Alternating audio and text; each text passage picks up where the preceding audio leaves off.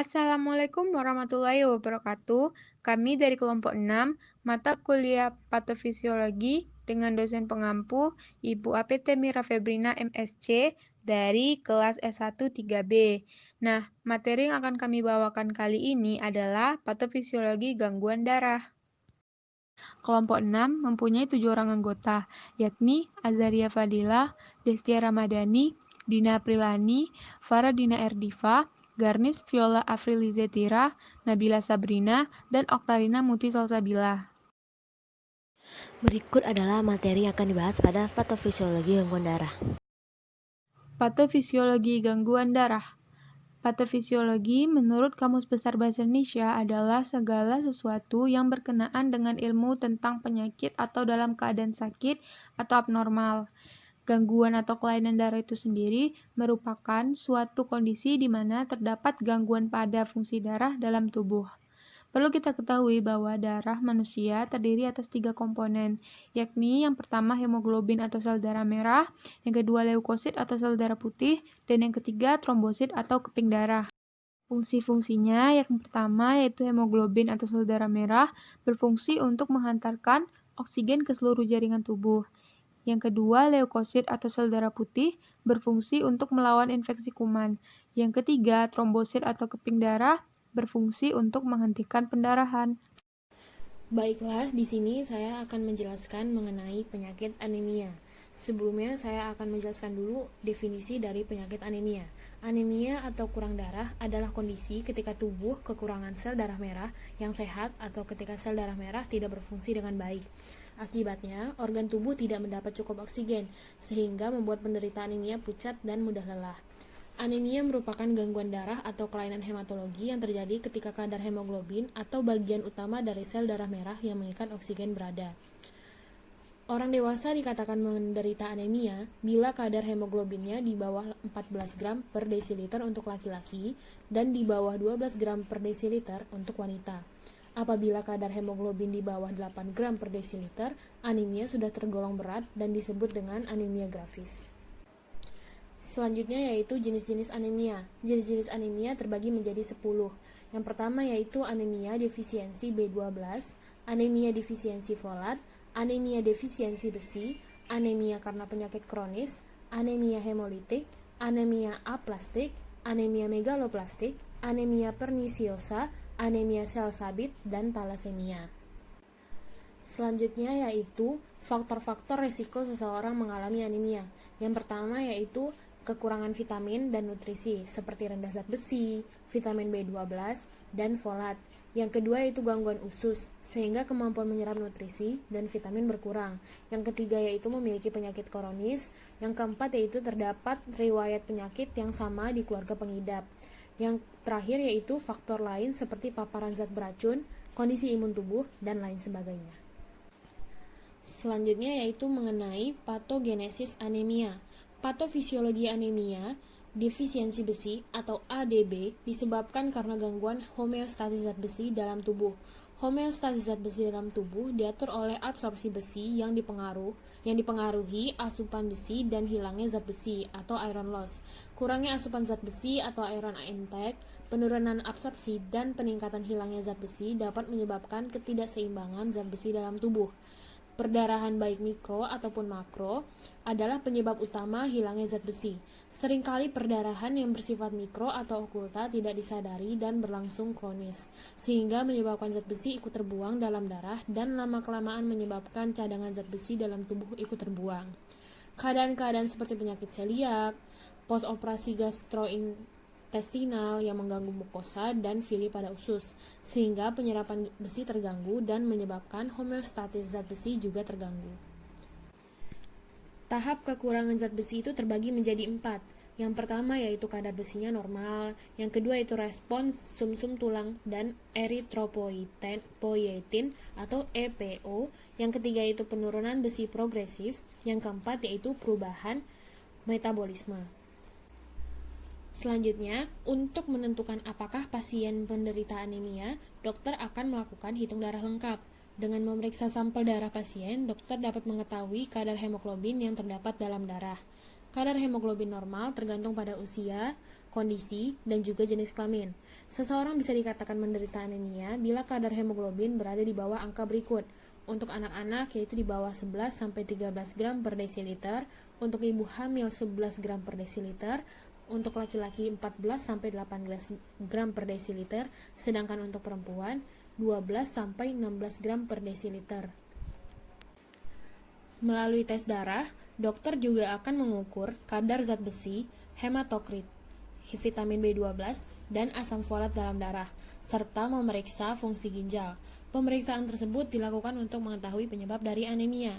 Selain tes darah, dokter akan melakukan pemeriksaan lanjutan untuk mencari penyebab lain penyebab anemia seperti yang pertama endoskopi, untuk melihat apakah lambung atau usus mengalami perdarahan. Yang kedua itu USG panggul, untuk mengetahui penyebab gangguan menstruasi yang menimbulkan anemia. Yang ketiga itu pemeriksaan aspirasi sumsum tulang untuk mengetahui kadar, bentuk, serta tingkat kematangan sel darah dari pabriknya langsung. Yang terakhir yaitu pemeriksaan sampel cairan ketuban saat kehamilan untuk mengetahui kemungkinan janin menderita kelainan genetik yang menyebabkan anemia. Talasemia. Talasemia adalah suatu penyakit keturunan yang diakibatkan oleh kegagalan pembentukan salah satu dari 4 rantai asam amino yang membentuk hemoglobin, sehingga hemoglobin tidak terbentuk sempurna. Hemoglobin adalah suatu zat di dalam sel darah merah yang berfungsi mengangkut zat asam dari paru-paru ke seluruh tubuh, juga memberi warna merah pada eritrosit. Hemoglobin manusia terdiri dari persenyawaan hem dan globin. Hem terdiri dari zat besi, dan globin adalah suatu protein yang terdiri dari rantai polipeptida. Selanjutnya, ada klasifikasi talasemia. Talasemia diklasifikasikan berdasarkan molekuler menjadi 2, yaitu talasemia alfa dan talasemia beta. Talasemia alfa disebabkan oleh mutasi salah satu atau seluruh globin rantai alfa yang ada. Pembagiannya yang pertama ada silent carrier stage, yaitu gangguan pada satu rantai globin alfa. Keadaan ini tidak timbul gejala sama sekali atau sedikit kelainan berupa sel darah merah yang tampak lebih pucat. Yang kedua ada alpha thalassemia trait, yaitu gangguan pada 2 rantai globin alfa. Penderita mengalami anemia ringan dengan sel darah merah hipokrom dan mikrositer dapat menjadi karir. Yang ketiga ada HBH disease, yaitu gangguan pada 3 rantai globin alfa. Penderita dapat bervariasi, mulai tidak ada gejala sama sekali, hingga anemia berat yang disertai dengan perbesaran limpa. Yang keempat ada thalassemia mayor, yaitu gangguan pada 4 rantai globin alfa. Thalassemia tipe ini merupakan kondisi yang paling berbahaya pada thalassemia tipe alfa. Kondisi ini tidak terdapat rantai globin yang dibentuk, sehingga tidak ada HbA atau HbF yang diproduksi. Yang kedua ada thalassemia beta. Thalassemia beta terjadi jika terdapat mutasi pada 1 atau 2 rantai globin beta yang ada. Thalassemia beta terdiri dari yang pertama ada beta thalassemia trait, yaitu thalassemia yang memiliki 1 gen normal dan 1 gen yang bermutasi. Penderita mengalami anemia ringan yang ditandai dengan sel darah merah yang mengecil. Yang kedua ada thalassemia intermedia, yaitu kondisi kedua gen mengalami mutasi, tetapi masih bisa produksi sedikit rantai beta globin. Penderita mengalami anemia yang derajatnya tergantung dari derajat mutasi gen yang terjadi. Yang ketiga ada thalassemia mayor, yaitu kondisi kedua gen mengalami mutasi sehingga tidak dapat memproduksi rantai beta globin. Selanjutnya yaitu ada gejala dari thalassemia. Penderita thalassemia memiliki gejala yang bervariasi, tergantung jenis rantai asam amino yang hilang dan jumlah kehilangannya. Penderita sebagian besar mengalami anemia yang ringan, khususnya anemia hemolitik. Keadaan yang berat pada beta thalassemia mayor akan mengalami anemia karena kegagalan pembentukan sel darah. Penderita tampak pucat karena kekurangan hemoglobin. Perut terlihat buncit karena hepatomegali dan splenomegali sebagai akibat terjadinya penumpukan zat besi. Kulit kehitaman akibat dari peningkatan produksi besi. Juga terjadi ikterus karena produksi bilirubin meningkat. Gagal jantung disebabkan penumpukan besi di otot jantung. Deformitas tulang muka, retardasi pertumbuhan, dan penuaan dini. Selanjutnya ada pengobatan talasemia. Penderita talasemia saat ini belum ada obat yang dapat menyembuhkan secara total. Pengobatan yang dilakukan meliputi pengobatan terhadap penyakit dan komplikasinya. Pengobatan terhadap penyakit dengan cara transfusi darah, splenektomi, induksi sintesa rantai globin, transplantasi sumsum tulang, dan terapi gen.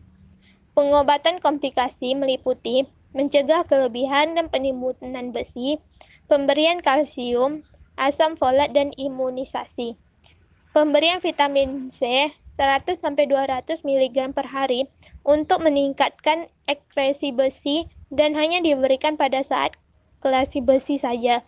Selanjutnya vitamin E 200-400 IU per hari untuk memperpanjang umur sel darah merah. Transfusi harus dilakukan seumur hidup secara rutin setiap bulannya. Polisitemia. Polisitemia adalah suatu keadaan di mana terjadinya peningkatan jumlah sel darah merah akibat pembentukan sel darah merah yang berlebihan oleh sumsum tulang. Ada dua jenis polisitemia, yaitu polisitemia vera dan polisitemia sekunder. Polisitemia vera adalah suatu gangguan atau kelainan mieloproliferatif kronik yang ditandai dengan peningkatan sel darah merah sehingga terjadi hiperviskositas aliran darah. Pada polisitemia vera akan dapat mengakibatkan komplikasi kritis lebih dari polisitemia sekunder. Yang kedua ada polisitemia sekunder.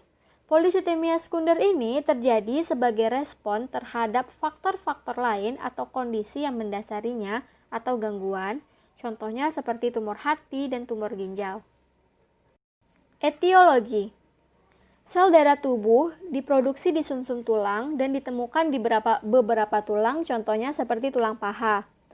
Nah, biasanya produksi sel darah itu diatur oleh tubuh sehingga jumlah sel darah kanan baru dibuat untuk menggantikan sel-sel darah lama yang karena telah mati.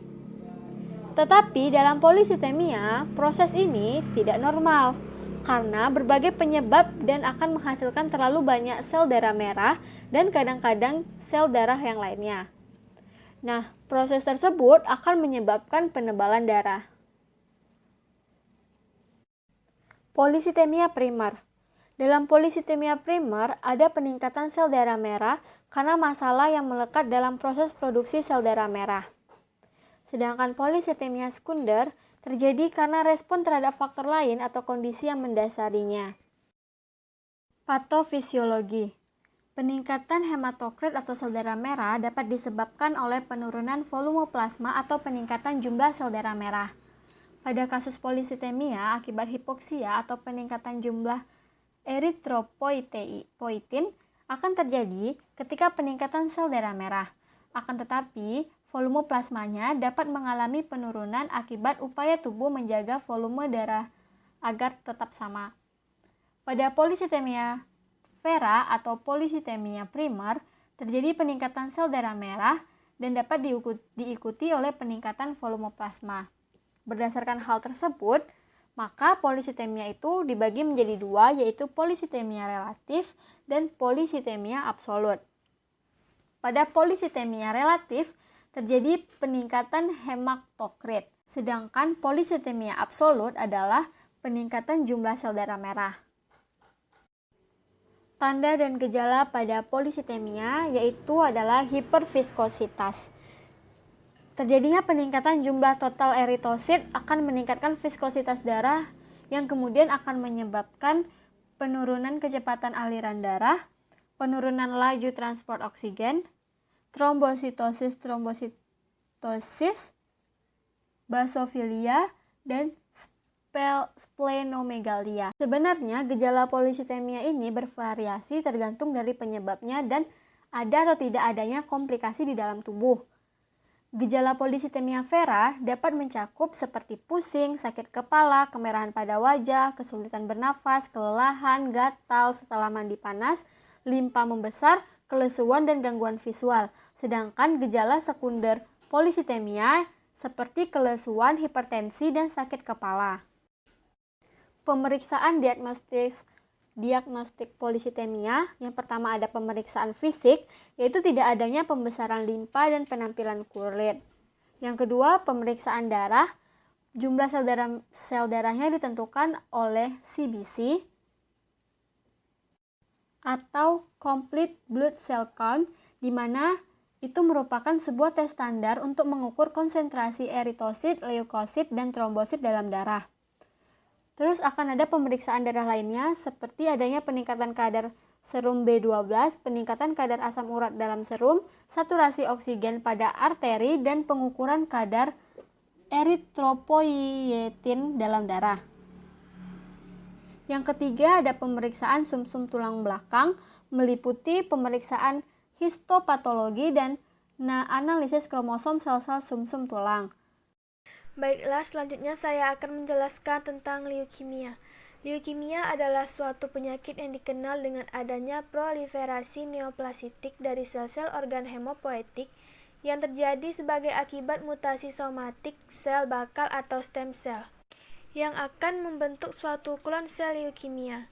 Penyakit ini sering disebut dengan kanker darah. Keadaan yang sebenarnya, sumsum tulang bekerja aktif membuat sel darah, tetapi yang dihasilkan adalah sel darah yang tidak normal, dan sel ini mendesak pertumbuhan sel darah yang normal. Penyakit leukemia akut ditandai dengan suatu perjalanan penyakit yang sangat cepat, mematikan, dan memburuk. Apabila hal ini tidak segera diobati, maka dapat menyebabkan kematian dalam hitungan minggu hingga hari. Berikutnya ada penyebab leukemia. Penyebab leukemia sampai sekarang belum diketahui secara pasti. Namun dari beberapa penelitian, ada beberapa faktor resiko yang dapat menyebabkan leukemia. Di antaranya adalah penggunaan pestisida, medan listrik, riwayat keguguran pada ibu, radiasi, bahan kimia atau benzen, virus, kelainan genetik, ibu yang umurnya relatif tua saat melahirkan, ibu yang merokok saat hamil, konsumsi alkohol saat hamil, penggunaan marijuana saat hamil, medan magnet, pekerjaan orang tua, berat lahir, ukuran lahir, radiasi prenatal dan postnatal, vitamin K, serta diet. Selanjutnya yaitu ada klasifikasi leukemia. Yang pertama yaitu leukemia myeloblastik akut atau LMA. Terjadi ketika sumsum tulang terlalu banyak memproduksi sel mieloid yang tidak matang atau myeloblas. LMA ini lebih sering terjadi pada dewasa daripada anak-anak. Tipe ini dahulunya disebut dengan leukemia non-limfositik akut. Yang kedua yaitu ada leukemia myeloblastik kronik atau LMK. Terjadi ketika sumsum tulang tidak mampu memproduksi sel mieloid yang matang. LMK lebih sering terjadi pada orang tua, dewasa, dapat juga terjadi pada anak-anak namun sangat sedikit. Yang ketiga yaitu ada leukemia limfositik akut atau LLA, terjadi ketika sumsum tulang terlalu banyak memproduksi sel darah putih jenis limfosit yang belum matang atau limfoblas. LLA yang paling sering terjadi pada anak-anak. Penyakit ini juga terdapat pada dewasa yang terutama telah berumur 65 tahun atau lebih. Lalu yang terakhir yaitu ada leukemia limfositik kronik atau LLK, terjadi ketika sumsum tulang terlalu banyak memproduksi limfosit yang tidak normal dan secara perlahan menyebabkan kanker. LLK ini lebih sering diderita oleh orang dewasa yang berumur lebih dari 55 tahun. Kadang-kadang juga diderita oleh dewasa muda, hampir tidak ada pada anak-anak. Gejala leukemia yang pertama yaitu leukemia myeloblastik akut atau LMA. Gejala-gejalanya yaitu rasa lelah, pucat, nafsu makan hilang, anemia, pendarahan, peteki, nyeri tulang, infeksi, pembesaran getah bening, limfa, hati, dan sakit kepala. Yang kedua yaitu leukemia myeloblastik kronik atau LMK. Gejala-gejalanya yaitu rasa lelah, penurunan berat badan, rasa penuh di perut, kadang-kadang rasa sakit di perut, mudah mengalami perdarahan, tidak tahan panas. Yang ketiga yaitu leukemia limfositik akut atau LLA. Gejala-gejalanya yaitu demam, kejang, keringat pada malam hari, anemia, macam-macam infeksi, penurunan berat badan, dan muntah. Lalu yang terakhir yaitu leukemia limfositik kronik atau LLK.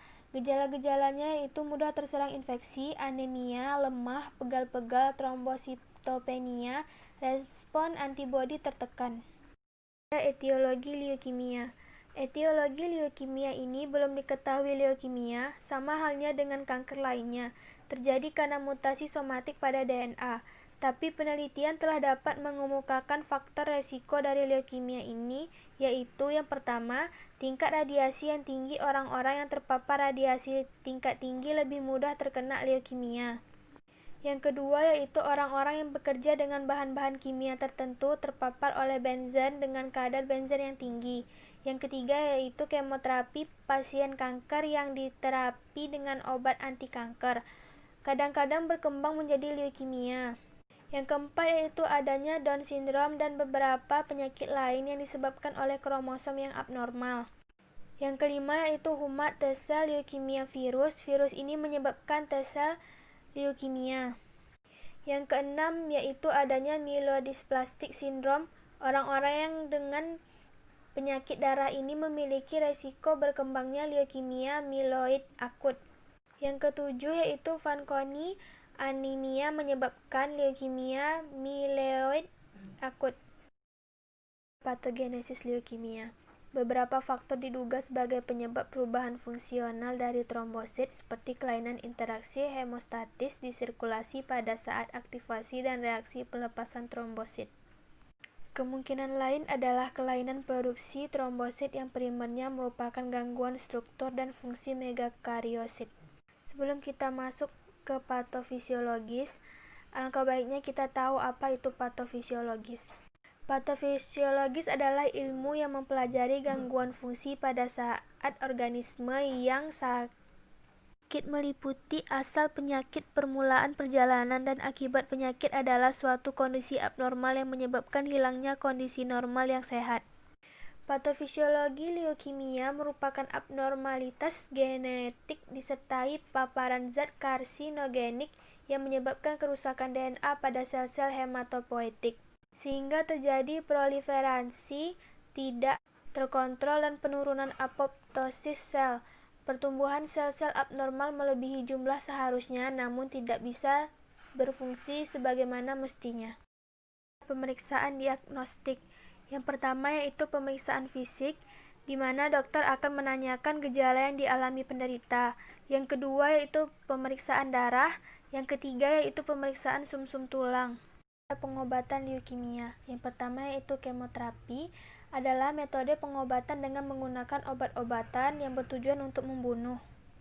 Yang kedua yaitu adanya terapi imun atau imunoterapi, adalah pemberian obat-obatan untuk meningkatkan sistem kekebalan darah.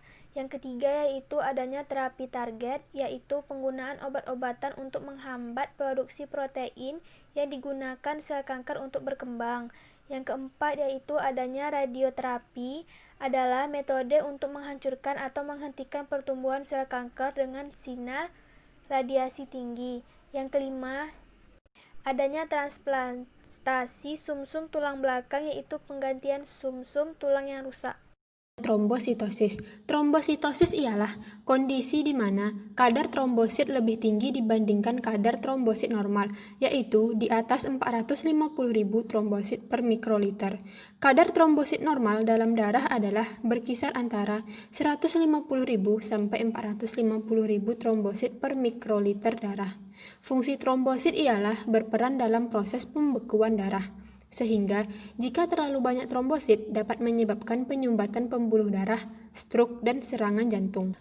Penyebab trombositosis. Yang pertama yaitu penyebab trombositosis primer.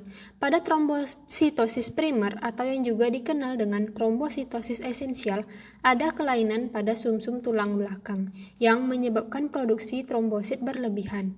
Penyebab ini tidak diketahui, namun kelainan ini bukan penyakit keturunan. Yang kedua yaitu penyebab trombositosis sekunder.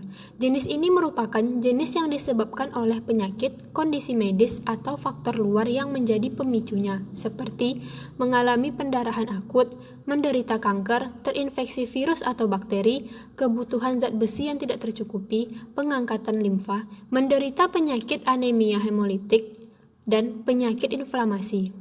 Yang selanjutnya yaitu ada tanda dan gejala trombositosis, seperti merasakan sakit kepala, mudah merasa pusing, sakit pada dada, mudah merasa lelah, mengalami mati rasa atau kesemutan dan perdarahan. Selanjutnya yaitu diagnosis trombositosis.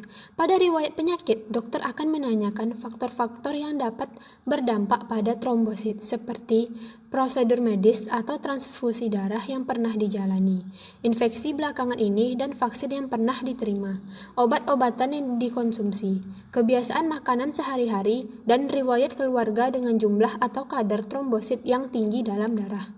Selain itu, dokter juga akan memeriksa kadar zat besi dalam darah, mencari tanda peradangan, mendeteksi kanker, melihat apakah hal ini memiliki hubungannya dengan mutasi genetik, dan pemeriksaan hapusan darah untuk melihat kondisi dari trombosit. Yang selanjutnya ada pengobatan trombositosis. Yang pertama, trombositosis primer. Pengobatan tidak perlu apabila kondisi Anda stabil tanpa ada tanda dan gejala. Akan tetapi, apabila Anda berisiko mengalami penggumpalan darah, maka dokter akan menyarankan untuk mengonsumsi obat aspirin dengan dosis rendah setiap hari untuk membantu mengencerkan darah. Yang kedua, trombositosis sekunder. Untuk trombositosis sekunder, pengobatan dilakukan berdasarkan pemicunya. Yang pertama, apabila pasien mengalami perdarahan akibat pembedahan atau cedera baru-baru ini, trombositosis akan hilang dengan sendirinya. Yang kedua, apabila pasien memiliki infeksi kronis atau peradangan, ini dapat membuat jumlah trombosit menjadi lebih tinggi sampai kondisi tersebut dapat dikendalikan. Rata-rata, kadar trombosit akan kembali normal setelah pemicunya diobati. Yang terakhir, apabila pasien telah menjalani pengangkatan limfa, maka akan menderita trombositosis seumur hidup. Akan tetapi, kondisi ini biasanya tidak memerlukan pengobatan. Trombositopenia. Yang pertama yaitu definisi trombositopenia. Trombositopenia ini adalah suatu kekurangan trombosit yang merupakan dari pembukaan darah. Pada orang normal, jumlah trombosit dalam sirkulasi berkisar antara 150.000 sampai 450.000. Rata-rata berumur 7 sampai 10 hari. Kira-kira 1/3 dari jumlah trombosit dalam sirkulasi darah mengalami penghancuran di dalam limfa. Oleh karena itu, untuk mempertahankan jumlah trombosit supaya tetap normal, diproduksi sekitar 150.000 sampai 450.000 sel trombosit per hari. Jika jumlah trombosit kurang dari 30.000 per mililiter, bisa terjadi pendarahan abnormal, meskipun biasanya gangguan bertimbul jika jumlah trombosit mencapai kurang dari 10.000 per mililiter. Pertama, purpura trombositopenia autoimun. Perjalanan klinik purpura yang disertai dengan trombositopenia autoimun dapat bersifat akut atau kronik. Bentuk akut biasanya terjadi pada anak-anak. 2. Trombositopenia yang berhubungan dengan heparin. Kelainan ini terjadi pada 10% pasien penerima heparin. Kelainan ini sering ditemukan pada pasien hitung trombosit rutin dan jarang menyebabkan pendarahan yang bermakna.